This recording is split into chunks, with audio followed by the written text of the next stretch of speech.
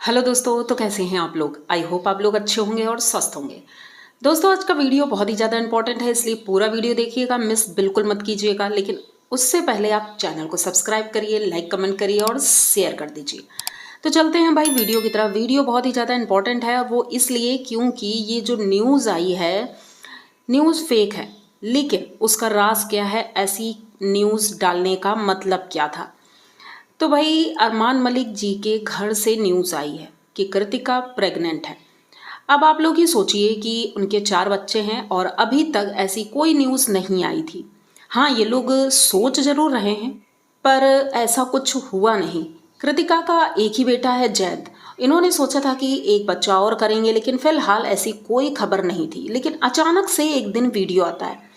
सबसे पहले तो कृतिका प्रैंक करती है, पायल के साथ ही करती है, लेकिन उसको शामिल करती है जिसको शामिल नहीं करना चाहिए था, लक्ष्य को।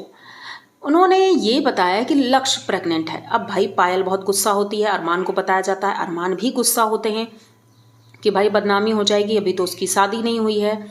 मतलब ये लोग कुछ भी करते रहते हैं। लक्ष्य ने मना किया था कि मैं ये नहीं करूँगी, क्योंकि ऑलरेडी उसका नाम बहुत ख़राब हो चुका है बाहर। अरमान को लेकर के दोनों को जोड़ करके लोग देखते हैं, अगर प्रेगनेंसी न्यूज़ आती है तो फिर एक बार फिर से लक्ष्य ट्रोल होगी। भले ही आप कहो कि ये प्रैंक है, लेकिन फिर भी किसी तरह लक्ष्य को मनाते हैं और घर में ये खबर फैल जाती है। फैमिली तक बात पहुंचने ही वाली थी, लेकिन तब तक बात को संभाल लिया जाता है। अब बात आती है कि भाई अरमान कहते हैं कि कृतिका तुम पायल के साथ प्रैंक करो कि तुम प्रेग्नेंट हो।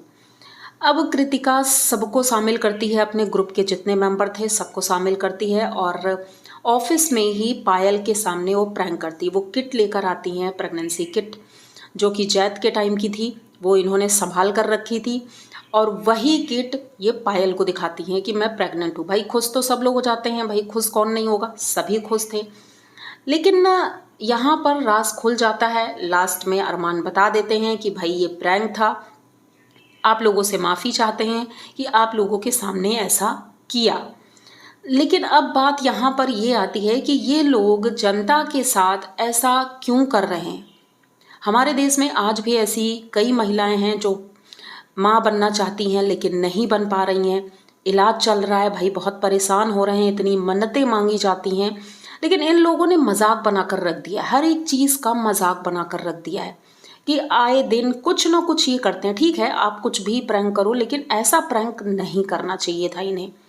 इन्हें तो मज़ा आ रहा है, भाई व्यूज़ आएंगे बहुत, लेकिन व्यूज़ के चक्कर में लोगों की भावना के साथ खेलना कहाँ तक सही है। आप लोग ही बताइए कि जो इन्होंने ये वीडियो बनाया है, ये कहाँ तक सही है, कि किसी के दिल पर क्या बीतती है इन्हें नहीं पता है अभी, कि ये प्रेगनेंसी न्यूज़ कितनी बड़ी खुशी की न्यूज़ होती है, जिसे पूरा परिवार सुन करके बहुत खुश होता है। जैसा कि कृतिका ने बाद में बताया कि ये 9 महीने बहुत ही ज़्यादा अच्छे होते हैं, जो सभी लोग परिवार के होते हैं, पैम्पर करते हैं, बहुत अच्छा लगता है।